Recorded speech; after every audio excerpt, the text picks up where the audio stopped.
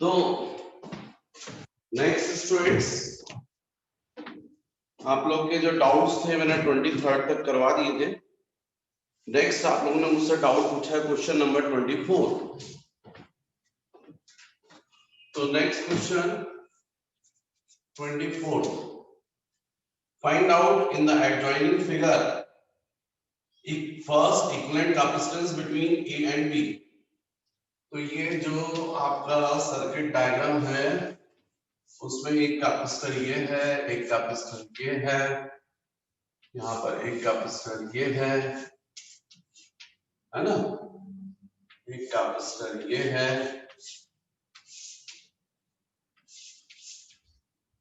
यहाँ पर जो है वो कैपेसिटर की कैपेसिटी है 12 माइक्रोफैराड, इसकी कैपेसिटी है 2 माइक्रोफैराड, इसकी है 3 माइक्रोफैराड, इसकी है 20 माइक्रोफैराड। ये जो पॉइंट है वो एक्चुअली में ए है और यहाँ पर बी है। वो टाइपिस्ट की वजह से 4444 दिख रहा है और वो एक्चुअल में ए है। और यहाँ पर है ये 1500 वोल्ट्स। ये सर्किट डायग्राम है। इसमें आपसे फर्स्ट पूछा गया है equivalent capacitance across AB, second potential difference across 2 microfarad, इसके across potential difference 2 microfarad, charge on 3 microfarad, जो 3 माइक्रोफैराड है उस पर चार्ज, और फोर्थ पूछा गया आपसे एनर्जी ऑन 20 माइक्रोफैराड। ये क्वेश्चन है, ये सर्किट आपको गिवन है और इस सर्किट में आपको चार्ज फाइंड करना है। पहले इक्विवेलेंट कैपेसिटेंस निकालते हैं। तो सॉल्यूशन देखो बच्चों, ये दोनों जो है, मान लीजिए मैं नेम दे देता हूं इसको C1, इसको C2, इसको C3 और इसको C4 सपोज। तो पहले आपको C2 और C3 इनका इक्विवेलेंट फाइंड करना चाहिए क्योंकि ये दोनों आपस में पैरेलल में है। क्योंकि यदि आप इस पॉइंट को देखें और इस पॉइंट को देखें तो मान लीजिए इस पॉइंट को मैं नेम दे देता हूं x और इसको y। तो x to y जो है वो मूव करने के लिए आपके पास एक ये पाथ है और एक ये पाथ है। कभी भी टू डिफरेंट पॉइंट्स के बीच में जो डिफरेंट पाथ होते हैं एक पॉइंट से दूसरे पॉइंट तक जाने के लिए, वो पाथ आपस में कैसे होते हैं, पैरेलल में। तो स्वाभाविक ये दोनों पैरेलल में हुए, तो इनकी इक्विवेलेंट कैपेसिटी यदि आप कैलकुलेट करोगे क्योंकि ये पैरेलल में है CXY, या इसी को मैं बोल दूं C23, तो C2 प्लस C3 पैरेलल में होंगे इसलिए, और ये जाएगा 2 माइक्रोफैराड प्लस 3 मतलब 5 माइक्रोफैराड। अब इन दोनों की जगह आप सिंगल कैपेसिटर बना सकते हैं। वो सिंगल कैपेसिटर 12 माइक्रोफैराड के साथ में कैसा होगा, सीरीज में। तो no doubt equivalent capacity 1/C is equal to 1/12 microfarad और C1 प्लस ये पूरा दोनों का इक्विवेलेंट C1 के साथ में सीरीज में, इसलिए C23, और फिर ये C4 जो है वो भी सीरीज में जो 1/C4। अब 1/C is equal to 1/C1 12 microfarad, C23 5 microfarad और C4 ये 20 माइक्रोफैराड। तो 1/C इज इक्वल टू, इसमें एलसीएम निकाल लीजिए, 60 माइक्रो आ जाएगा, यहाँ 5 हो जाएगा, यहाँ 12 हो जाएगा और यहाँ 3 हो जाएगा। तो C is equal to 60 micro upon ये कितना आएगा 15 प्लस 20, तो इसका मतलब 3 माइक्रोफैराड। ये आएगी इक्विवेलेंट कैपेसिटी, ये आ जाएगी बच्चों इक्विवेलेंट कैपेसिटी। नेक्स्ट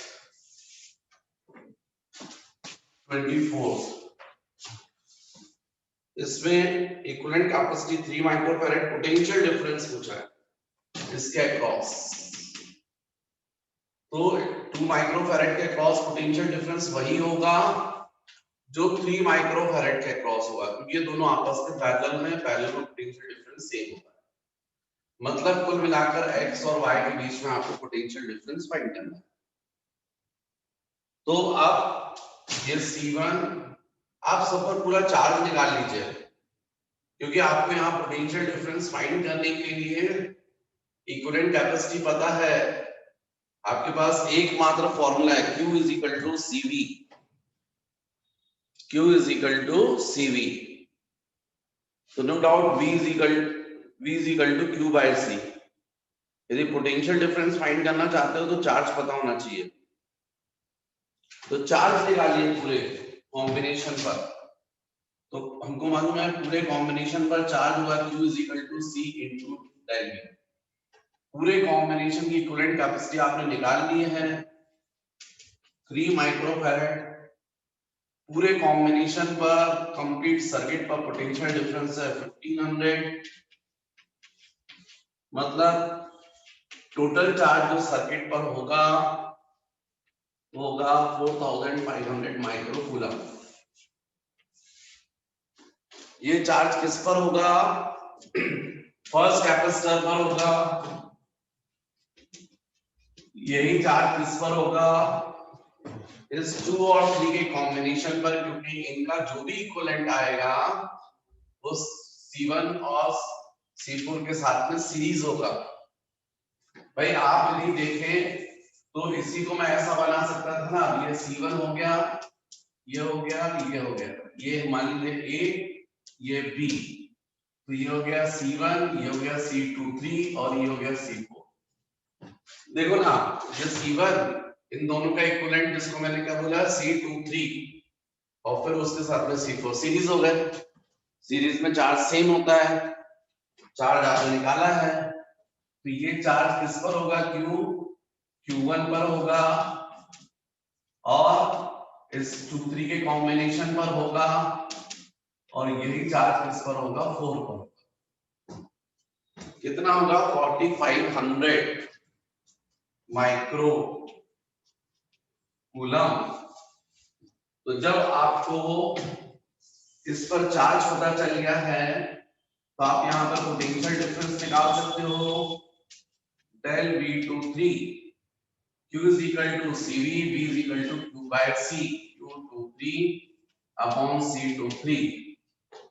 Q23 हमको पता है 4500 माइक्रो, C23 हमको पता है, हमने निकाला है C23 5 माइक्रो, 5 माइक्रो। ये माइक्रो माइक्रो कैंसिल, 900 वोल्ट्स। ये पोटेंशियल डिफरेंस आया है किस पर? 2-3 पर। और 2-3 आपस में कैसे हैं? पैरेलल में। इसका मतलब यही पोटेंशियल डिफरेंस किस पर होगा? 2 माइक्रोफैरेड पर। यही किस पर होगा? 3 माइक्रोफैरेड पर। इसका मतलब del V23 is equal to del V2 is equal to del V3 is equal to 900 volts, right? तो हमको ये 2 माइक्रोफैरेड पर पोटेंशियल डिफरेंस फाइंड करना था, जो आ गया है 900 वोल्ट्स। अब इक्विवेलेंट कैपेसिटी आ गई, पोटेंशियल डिफरेंस आ गया, चार्ज तो 3 माइक्रोफैरेड इस पर चार्ज।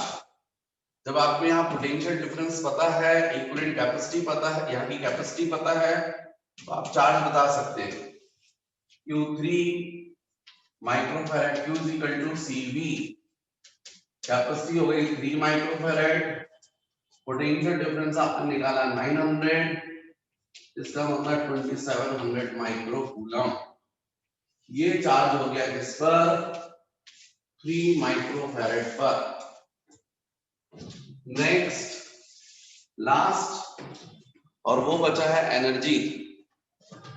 ये एनर्जी 20 माइक्रोफैरेड पर। तो 20 माइक्रोफैरेड पर एनर्जी भी आप निकालना चाहते हैं तो यहाँ कैपेसिटी पता है आपको, यहाँ चार्ज पता है, आपने पहले ही निकाला है चार्ज, सब पर चार्ज निकाला, 4 पर नहीं पता है। तो सीधे आप फॉर्मूला यूज कीजिए, इसके लिए 20 माइक्रोफैरेड पर एनर्जी, फॉर्मूला रहेगा half Q square by C। ये आपका फॉर्मूला था, इस पे वैल्यू रख दीजिए। हाफ चार्ज आपने निकाला है फ्लोर पर 4500 माइक्रोकूलम स्क्वायर, और कैपेसिटी कितनी बता रहे हैं आप 20 माइक्रो। तो बच्चों U20 micro is equal to हो जाएगा 45 square into 100 square into micro square divided by 40 micro. एक माइक्रो कैंसिल, तो नो डाउट ये 20 माइक्रोफैरेड पर, इसको सॉल्व आप कीजिएगा 45 स्क्वायर, ये 10 टू द पावर 4 हो जाएगा, माइक्रो 10 टू द पावर -6 दे जाएगा 10 to the power -2 divided by 40। इसको सॉल्व करेंगे तो आपका 20 माइक्रोफैरेड पर जो भी एनर्जी होगी वो आ जाएगी, राइट। तो ये था क्वेश्चन नंबर 24। मैं साइड में हट गया हूं, यदि आप वीडियो के थ्रू देखना चाहते हैं तो वीडियो पॉज करके देख सकते हैं।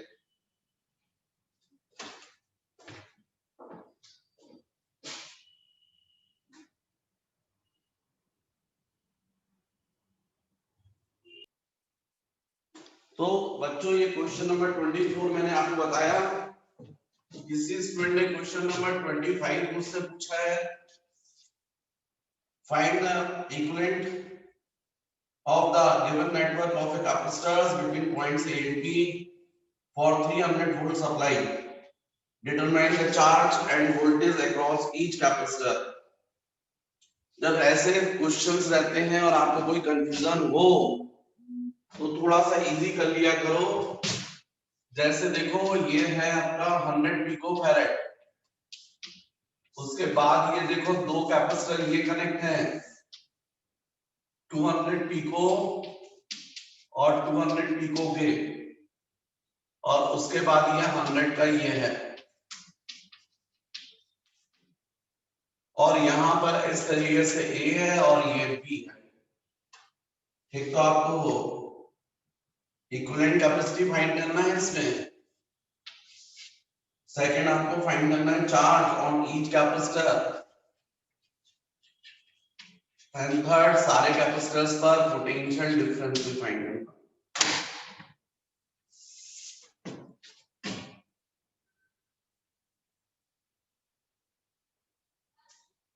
तो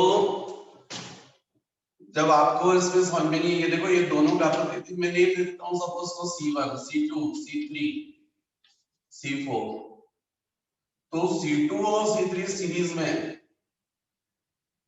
और इनका जो भी इक्विवेलेंट आएगा वो C1 के साथ में कैसा है पैरेलल, क्योंकि देखो आप एक ये पॉइंट है और एक ये पॉइंट है, तो इनका इक्विवेलेंट बनेगा।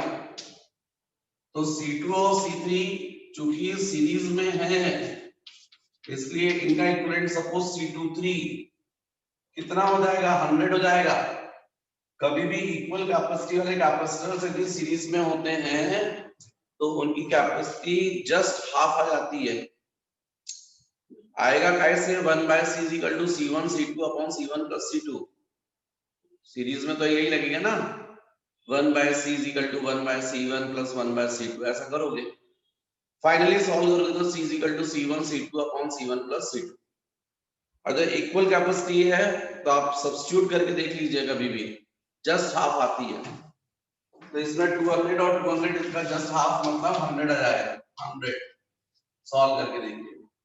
फिर ये 100 इक्विवेलेंट जो भी आएगा वो C1 के साथ कैसा होगा पैरेलल, तो C123 का मतलब C1 और C2 C3 इन सबका इक्विवेलेंट।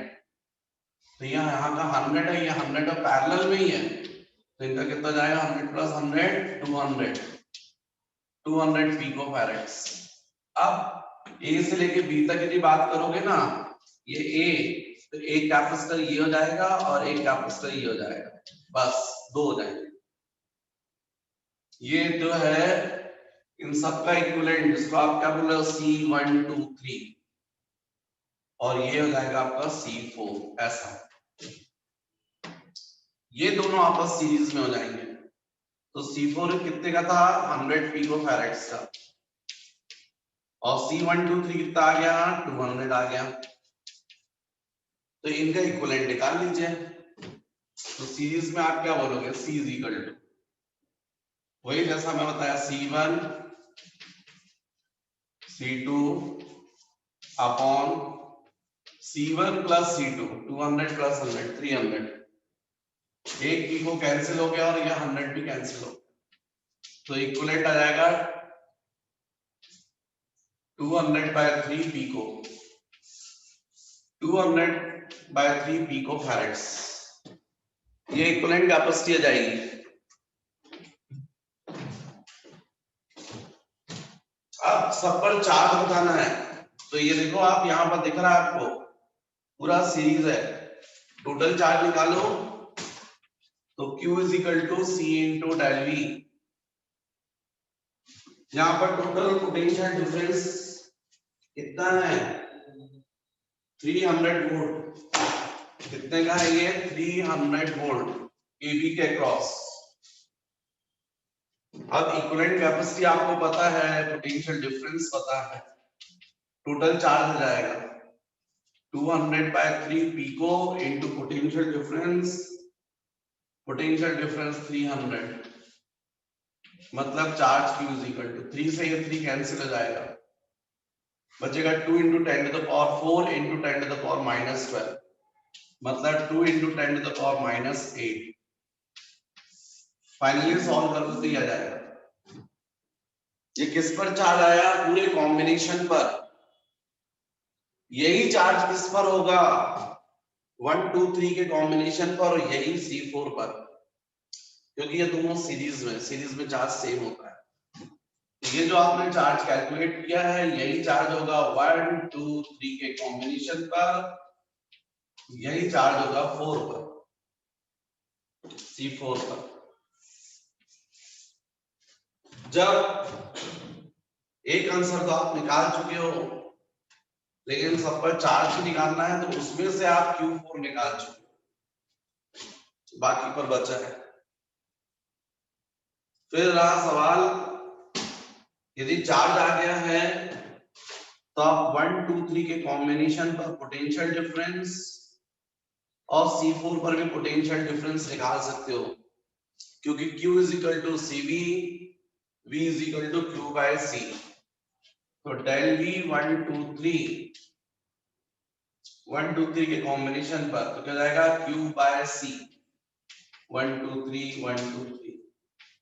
Q1 2 3 आपको पता है 2 इंटू 10 टू द पावर -8, और C1 2 3 आपको पता है, आपने निकाला है 200 पिको, तो ये जाएगा 200 into 10 to the power -12। Pico मतलब 10 टू द पावर -12।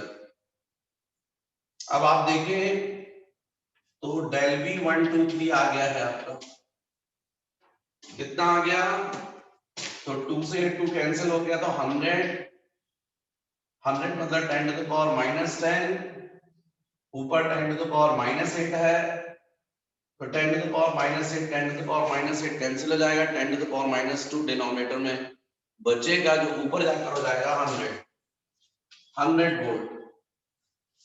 ये आपने पोटेंशियल डिफरेंस कैलकुलेट किया है 1 2 3 के कॉम्बिनेशन पर। अब फिर वापस आप अपने पुराने सर्किट को देखिए, तो C1 और ये 2 3 आपस में पैरेलल में है, पैरेलल में पोटेंशियल डिफरेंस सेम होता है, तो यही पोटेंशियल डिफरेंस जो आपने कैलकुलेट किया है, ये पोटेंशियल डिफरेंस 1 पर होगा, मतलब डेल V1, और यही पोटेंशियल डिफरेंस 2 और 3 के कॉम्बिनेशन पर होगा, डेल V 2 3, क्योंकि पैरेलल कॉम्बिनेशन में पोटेंशियल डिफरेंस सेम होता है। तो जब आपको 1 पर पोटेंशियल डिफरेंस पता चल गया है। और थोड़ा सा कर लूं तो अपन एक साथ फिर सब पर सेपरेट पोटेंशियल डिफरेंस निकाल लो, तो सब पर चार्ज कैलकुलेट कर लेंगे एक साथ। अब जब आपको फिर से 2 और 3 पर पोटेंशियल डिफरेंस पता है, यहाँ की इक्विवेलेंट कैपेसिटी पता है, तो आपको चार्ज निकालना पड़ेगा। तो charge on 2,3 Q23 C23 into del V23, इसमें से आप del V1 निकाल चुके, del V1 आ गया। अब Q23 बोलो तो C23,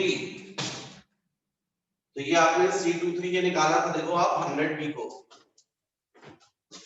ये 100 पिको, और del V23 ये अभी निकाला है आपने 100 वोल्ट्स। तो Q23 कितना होगा 100 10 to the power 4 और पिको मतलब 10 to the power -12, मतलब कितना आ गया 10 to the power -8 कूलम। ये चार्ज किस पर होगा 2 पर भी और 3 पर भी, क्योंकि ये दोनों सीरीज में। तो 2 पर और यही चार्ज होगा 3 पर। क्या बचा अब आपके पास में, Q1 आपने निकाला क्या, नहीं निकाला, पर यहाँ पोटेंशियल डिफरेंस पता है 1 पर, ये निकाला है। तो Q1 क्या जाएगा, Q1 is equal to C1 into del V1, Q1 is equal to C1 बोलो 100 पिको, del V1 बोलो del V1 100, मतलब Q1 is equal to 10 to the power 4 into 10 to the power -12, 10 to the power -6। सब पर charge पता चल गया आपको, सब पर। Q4 देखो आप, Q1 ये है, ये Q2 है, ये Q3 है और ये Q4 है, सब पर चार्ज पता चल गया। सब पर पोटेंशियल डिफरेंस, तो देखो आप del V1 आपने निकाल लिया है, del V2 यहां पर पोटेंशियल डिफरेंस निकालना है। जब आपको यहाँ चार्ज पता है कि कैपेसिटी, तो पोटेंशियल डिफरेंस निकाल सकते हो, पर इससे पहले मैं पूरा आंसर में यहाँ पर लिखूं, तो Q1 is equal to 10 to the power -8, Q2 is equal to ये भी 10 to the power -8, Q3 is equal to ये भी 10 to the power -8, Q4 is equal to 2 into 10 to the power -8। सब पर चार्ज हो गया। अब पोटेंशियल डिफरेंस, तो उसमें से आप del V1 एक निकाल चुके हो, del V1 यहां पर आप बताएं, तो यहाँ आपको चार्ज पता है, कैपेसिटी पता है, पोटेंशियल डिफरेंस आ जाएगा del V2 Q2 by C2, भाई Q is equal to CV, V is equal to Q by C, तो ये जाएगा del V2, Q2 बोलो 10 to the power -8, C2 बोलो 200 पिको, पिको मतलब 10 to the power -12, तो del V2 की value आ गई, कितना आ जाएगा, ये हो जाएगा 10 to the power -10, ये 10 to the power -8 cancel, 100 by 2 50 volts del V2। अब ऐसे ही अपन V3 निकालेंगे, del V3 वैसे तो डायरेक्ट भी बता सकते हो, क्योंकि आपको यहाँ शायद पोटेंशियल डिफरेंस आपने निकाला है कहीं पर, चलो ठीक है, del V3 is equal to Q3 by C3, Q3 कितना है 10 to the power minus 8, C3 कितना है same 200 into 10 to the power minus 12, same आ जाएगा डेल V3 50 वोल्ट्स। अब क्या बचा, डेल V1 आप निकाल चुके थे, डेल V2 हो गया, डेल V3 हो गया, डेल V4 यहाँ पर तो del V4 Q4 by C4, Q4 कितना है आपका 2 into 10 to the power minus 8, C4 बोलो 100 pico, 100 into 10 to the power minus 12, मतलब डेल V4 कितना आ गया आपका 200 वोल्ट्स। भाई ये यहाँ पर 10 to the power minus 10 हो जाएगा, ऊपर जाएगा इतना जाएगा।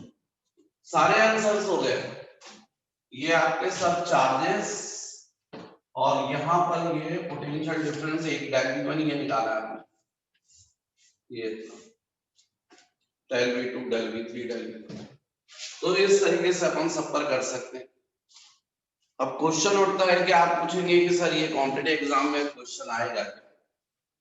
बिल्कुल नहीं आएगा, मैं बोल रहा हूँ आपसे नहीं आएगा, लेकिन जो आप ये कर रहे हो इसी से आप क्वेश्चंस बनेंगे। ये जितना आप ये कॉम्प्लिकेटेड कर रहे हो इससे आपको ऑब्जेक्टिव्स बन जाएंगे, तो आपको प्रैक्टिस तो पहले आपको करनी पड़ेगी ऐसे क्वेश्चंस की।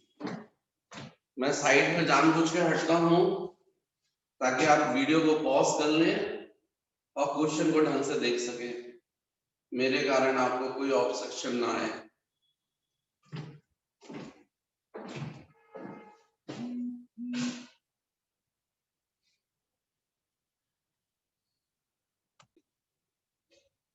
नेक्स्ट बच्चों question number 28,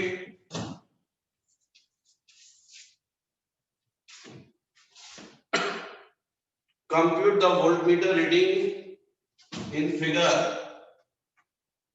shown below and locate the positive and negative terminal. Find the charge on the capacitor C3. ये C1 है 2 फैरेड्स का, यहाँ पर ये C2 है 1 फैरेड का, इसके ऊपर यहाँ एक और कैपेसिटर है C3 1 फैरेड का, और फिर ये इस तरीके से है ऐसा, यहाँ पर 3 फैरेड का ये कैपेसिटर है, फिर 6 फैरेड C4 की वैल्यू गिवन है 3 फैरेड, C5 की वैल्यू गिवन है 6 फैरेड। ये X है, ये Y है, या वोल्टमीटर है, ये A है और ये B है, और यहाँ पर 20 वोल्ट्स की बैटरी लगी हुई है अक्रॉस AB 20 वोल्ट्स।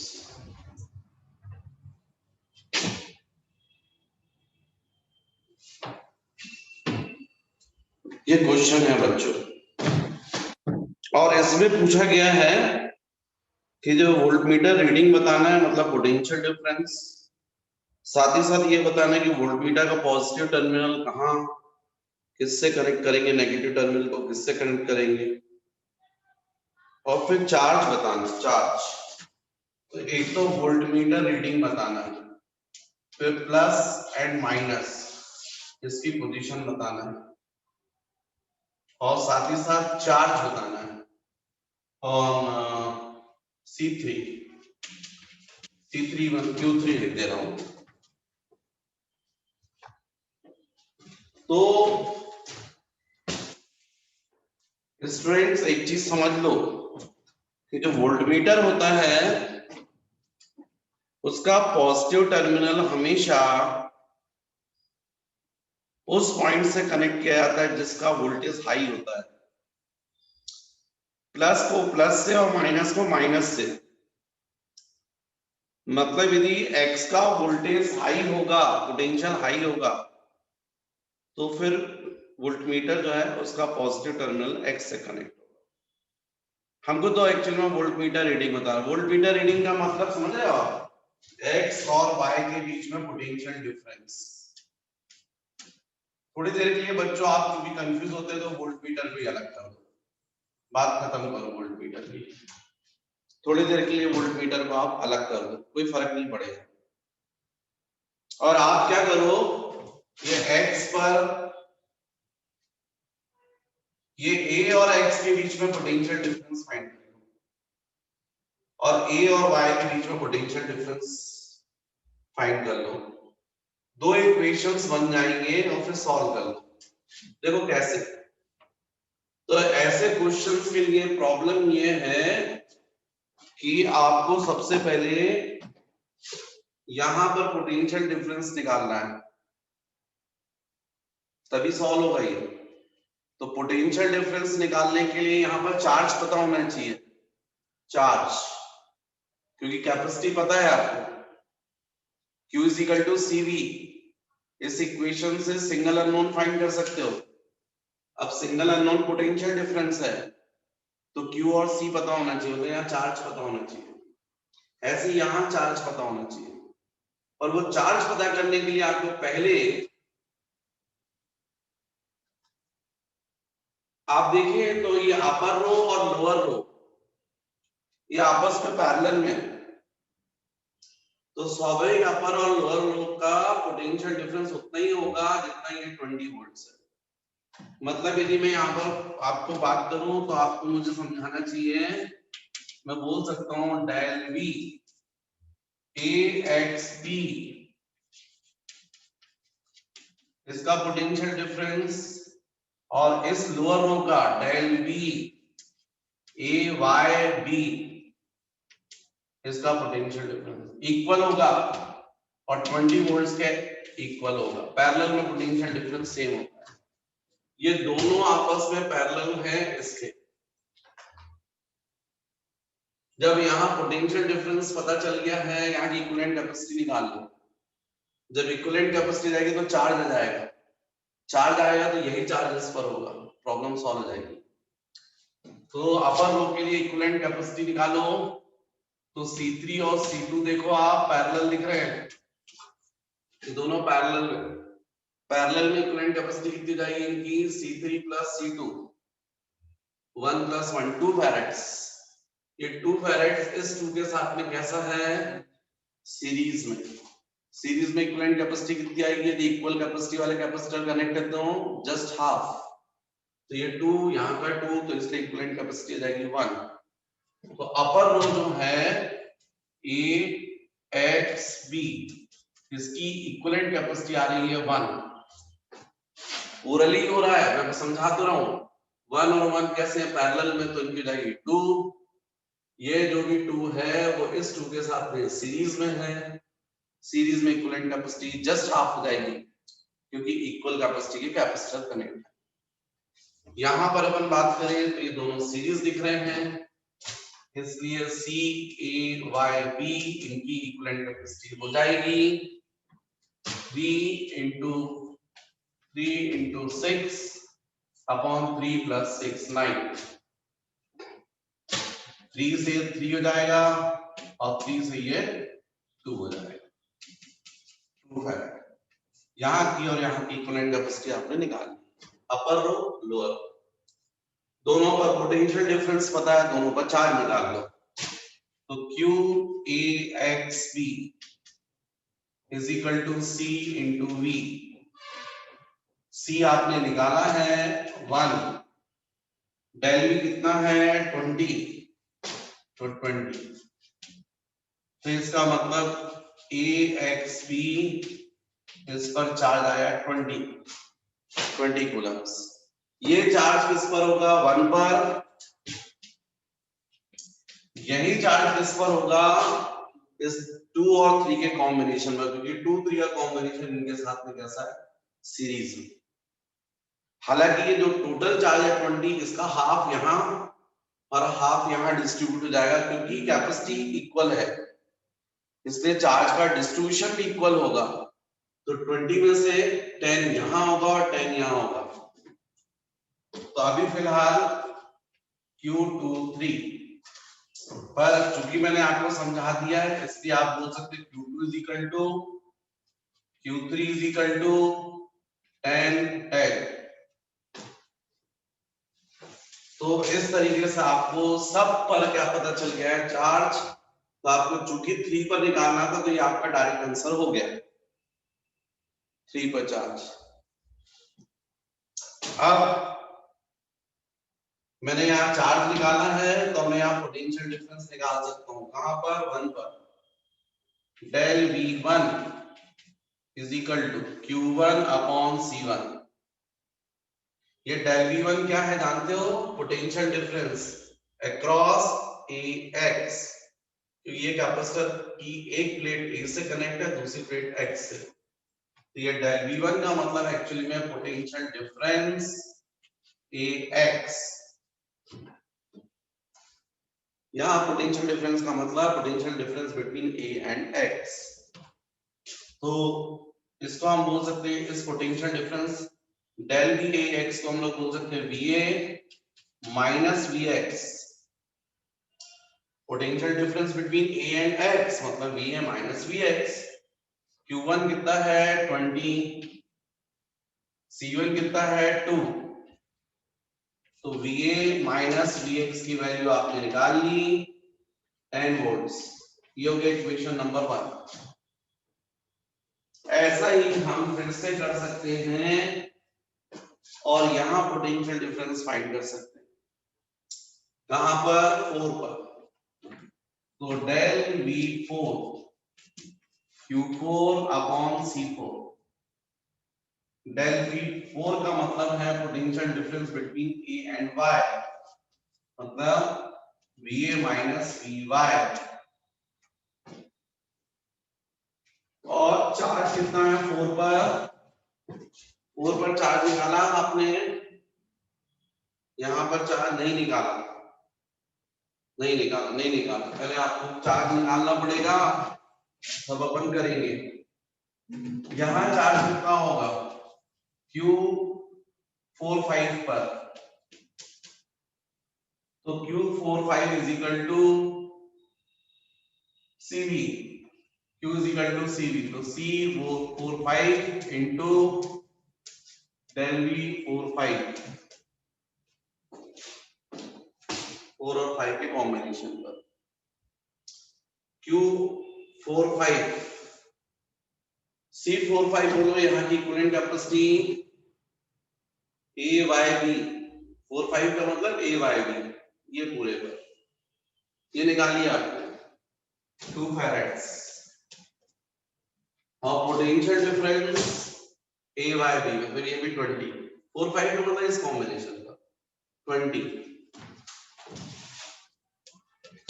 ये हो गया 40 कूलम्स। यही चार्ज किस पर होगा 4 पर और यही चार्ज किस पर होगा 5 पर, क्योंकि 4 और 5 कैसे हैं सीरीज में। जब आपको यहाँ चार्ज पता चल गया बच्चों तो पोटेंशियल डिफरेंस निकाल लो। डेल V4 क्या बोलोगे Q4 अपॉन C4। Q4 बोलो 40, C4 बोलो 3। ये डेल V4 क्या है potential difference across A and Y। तो आप इसी को लिख सकते हो VA। आप समझ रहे हैं डेल V4 क्या है potential difference between A and Y मतलब VA माइनस VY। यहाँ वैल्यू मिले VA minus VY is equal to 40/3। ये हो गया इक्वेशन नंबर 2। अब आपके पास में दो इक्वेशन हो गए बच्चों। 40/3 का मतलब समझते हो 13.33।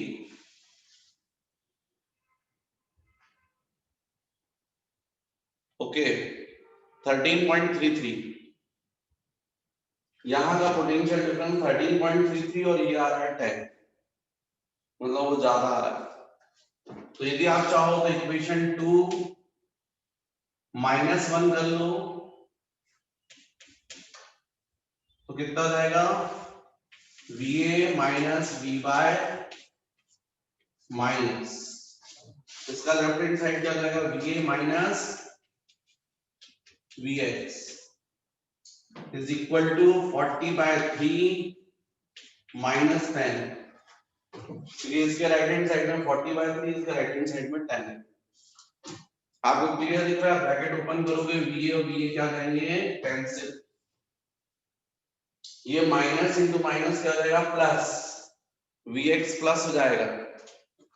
तो कुल मिलाकर आपको मिलेगा VX minus V Y is equal to, right hand side पर देखो कितना आएगा, एलसीएम आएगा 3, तो जाएगा 40 माइनस 30 अपॉन 3, मतलब 10/3 आ जाएगा, 10/3 पॉजिटिव आ रहा है।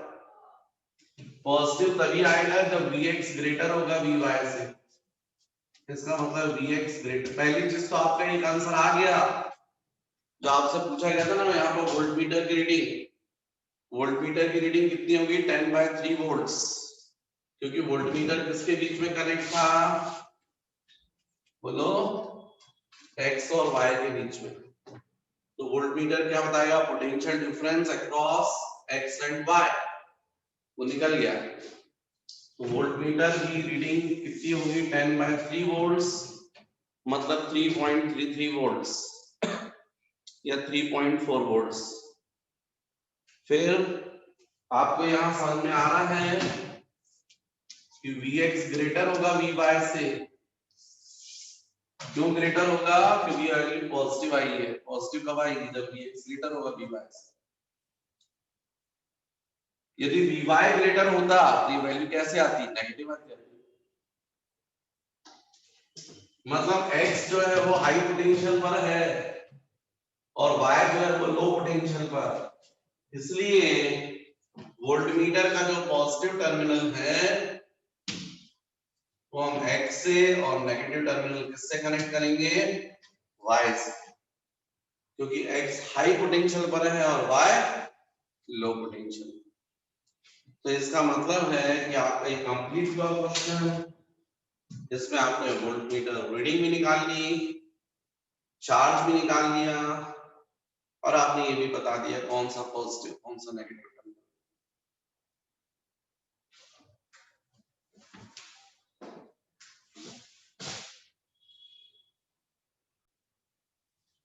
तो बच्चों, किसी ने मुझसे क्वेश्चन किया है, क्वेश्चन नंबर 32, बहुत सिंपल है, हमको इक्विवेलेंट कैपेसिटी फाइंड करना है। कुछ लोग बोलते हैं कि सर ये क्वेश्चन बन गया, अच्छी बात है, पर फिर भी समझ लो, मुझे डाउट है कि आपको जो बना है उसके पीछे आपका कॉन्सेप्ट क्लियर है कि नहीं, क्योंकि आंसर तो आपने निकाल लिया, पर कैसे किया ये भी पता होना जरूरी है। देखो ये सर्किट है, ये C1 है 1 माइक्रोफैरड, ये C2 है 1 माइक्रोफैरड, ये C3 है 1 माइक्रोफैरड, ये C4 है 2 माइक्रोफैरड। ऐसे मात्र 4 कैपेसिटर हैं जो A और B के बीच में हैं, और क्वेश्चन बड़ा सिंपल है कि केवल इक्विवेलेंट कैपेसिटी आपको फाइंड करना है। तो ऐसे क्वेश्चंस में बच्चों, यहां पर इस पॉइंट का नेम दिया है D। मेरा क्वेश्चन ये है कि इस पॉइंट का नेम यदि D है तो इसका क्या होना चाहिए। तो आप बोलेंगे सर कुछ भी मान लीजिए, अरे कुछ भी कैसे मान लें, इस पॉइंट का जो नेम होना चाहिए वो A ही होना चाहिए। क्यों होना चाहिए, क्योंकि यहाँ पर ये जो ए पॉइंट है इसका जितना पोटेंशियल होगा वही पोटेंशियल इस प्लेट तक का होगा, सब पॉइंट्स का सेम होगा। कभी भी टू कंडक्टर्स को यदि हम कनेक्ट करते हैं तो चार्ज फ्लो होता है तब तक जब तक पोटेंशियल सेम ना हो। तो यहाँ पर यदि इसका पोटेंशियल ए है तो इसका भी पोटेंशियल ए ही होगा, क्योंकि बीच में कोई कैपेसिटर नहीं, सिंपल वायर है। तो अब ये डायग्राम को आप चाहें तो देखिए चेंज हो जाएगा। इसको यदि मैं कन्वर्ट करूं तो ये हो जाएगा ए, ये हो जाएगा बी, और अब ए और डी मान लीजिए यहां पर है डी, तो ए और डी के बीच में देखो C1 कनेक्ट है, C1, और यहां भी ए और डी के बीच में C3 कनेक्ट है, ए और डी के बीच में C3। इसका मतलब C1 और C3 कैसे हो गए, पैरेलल। और ये देखो किसके बीच में कनेक्ट है, बिटवीन डी एंड बी, ये हो गया डी एंड बी। कौन कनेक्ट है, C2। इसकी बात हो गई, इसकी बात हो गई, इसकी बात हो गई। ये कहां कनेक्ट है, C4, between A and B. तो मतलब ये ऐसा है, ये C4। अब आपके लिए इजी है, क्योंकि ये जो C1 और C3 है ये पैरेलल में है, इनका जो भी इक्विवेलेंट आएगा वो C2 के साथ में सीरीज में होगा, फिर इनका जो भी इक्विवेलेंट होगा वो C4 के साथ में पैरेलल। तो अब आप समझ गए, ये 1 था, C3 भी 1 है, C2 भी 1 है, C4 कितना है, 2, सब माइक्रो में। तो देखो अब ओरली हो सकता है, ये 1 और 1 कैसे पैरेलल में, इनका इक्विवेलेंट बोलो 1 + 1 2, ये हो गया 2, और 2 इस 1 के साथ में कैसा है, सीरीज में। तो इनका इक्विवेलेंट कितना हो जाएगा, 2 × 1/2 + 1, 2/3। तो ये जो अपर लो है ना, इसका इक्विवेलेंट कितना आएगा, 2/3। इसकी जगह पर एक कैपेसिटर बना सकते हो 2/3 माइक्रोफैरड। और ये जो 2 है वो कैसा है, पैरेलल में है ना, ऐसा बन जाएगा डायरेक्ट। ये कितना हो जाएगा, 2 माइक्रोफैरड का। फिर ये दोनों पैरेलल में है तो इक्विवेलेंट कितना आ गया, 2/3 + 2 माइक्रो। मतलब आंसर हो जाएगा 3 × 2 6 + 2 8, 8/3 माइक्रोफैरड। तो इस क्वेश्चन का आंसर होना चाहिए 8/3 माइक्रोफैरड। फिर ऐसे ही किसी बच्चे ने क्वेश्चन नंबर 33 किया है, पहले नहीं किया था, पर मैंने जब पूछा कि कैसे किया तो फिर बोले सर मेरा डाउट, बदमाश। यहां पर ये देखो ऐसा है, एक कैपेसिटर, ये फिर 2 कैपेसिटर हैं, फिर उसके बाद देखो 4 है, 1 2 3 और 4 कैपेसिटर है। उसके बाद देखो 8 है, लिखा है वहां 8 कैपेसिटर। उसके बाद 16 है, उसके बाद में यहाँ पर 16 कैपेसिटर है। उसके बाद क्या ऐसा ऐसा इंफिनिटी तक क्या है, ऐसा ए और बी। सारे कैपेसिटर्स की कैपेसिटी कितनी, 1 1 1 1 1 1 1 1 फैराड। हमको ए और बी के जो है इक्विवेलेंट कैपेसिटी फाइंड करनी है। मेरी इच्छा 1 फैराड की नहीं है, सी की है। इसकी कैपेसिटी सी, इसकी भी सी, इसकी भी सी, सबकी सी सी सी। और यदि मैं आपसे क्वेश्चन करूं, बताओ इक्विवेलेंट कैपेसिटी कितनी होगी, तो बच्चों बहुत सिंपल आपका जवाब होना चाहिए, ये जो अपर रो है उस पर सी, उसके बाद वाली रो की इक्विवेलेंट कैपेसिटी कितनी हो जाएगी, सीरीज है ना, C/2। इसकी कितनी आ जाएगी, आप सॉल्व करके देख लीजिए, सीरीज C/4। तो यदि मैं इसका कन्वर्टेड डायग्राम करूं तो टॉप वो में सी, उसके बाद जो कैपेसिटर इसकी देखो आप C/2, उसके बाद जो है वो C/4, C/4, उसके बाद जो रहेगा वो C/8, है ना। ऐसा चलता रहेगा इंफिनिटी तक,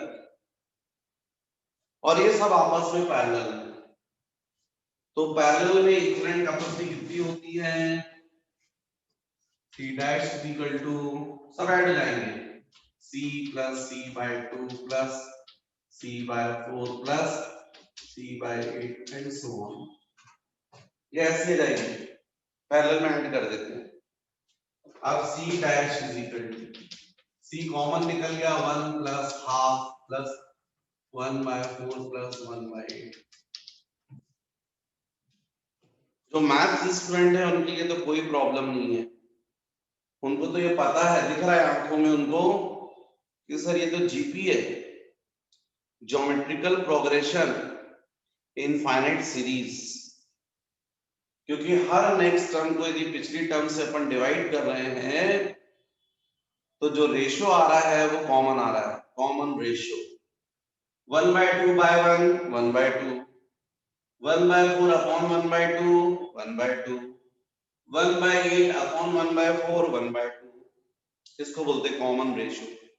जब ऐसी सीरीज रहती है जिसमें हर नेक्स्ट टर्म को पिछली टर्म से डिवाइड करते हैं तो जो रेशियो है सेम आए, कॉमन आए, तो ऐसी सीरीज को बोलते हैं बच्चों ज्योमेट्रिकल प्रोग्रेशन। और ऐसे जब इनफाइनाइट सीरीज होती है तो उसके समीशन का फॉर्मूला होता है, जैसे ये ए, फिर next A R, next A R square, देख रहे हैं आपको यहां पर फर्स्ट टर्म देखो ए है, सेकंड टर्म देखो ए आर है, कॉमन रेशियो क्या हुआ आर, क्योंकि ए आर को डिवाइड करोगे ए से तो क्या जाएगा आर, फिर ए आर स्क्वायर को ए आर से डिवाइड करोगे तो भी क्या आएगा आर, मतलब यहाँ पर रेशियो कॉमन, इसको जीपी बोलते हैं। और जब इसकी इनफाइनाइट टर्म्स का, अच्छा इसमें आर की जो वैल्यू है ना वो जरूरी होनी चाहिए लेस देन 1, तो इसकी जो इनफाइनाइट टर्म्स होती हैं उनका समीशन का फॉर्मूला होता है a अपॉन 1 माइनस r। यहाँ पर r निश्चित रूप से कॉमन रेशियो जो है वो लेस देन 1 होना चाहिए, ये फॉर्मूला अप्लाई होगा यहाँ पर।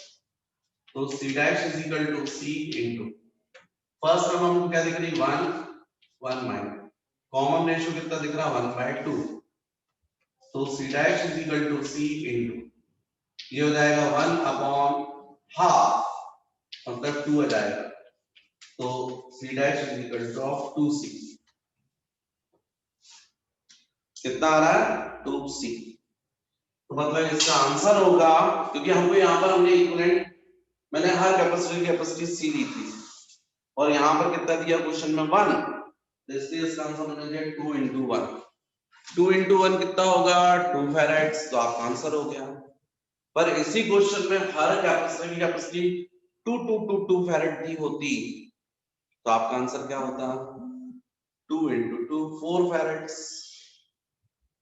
यदि सबकी इक्विवेलेंट, सबकी कैपेसिटी 3 3 3 दी होती तो कितना होता 2 into 3 6। तो ये फॉर्मूला हो गया क्वेश्चन नंबर 33 के लिए, है ना। मैं हट जाता हूँ ताकि आपको बोर्ड फिगर दिख जाए।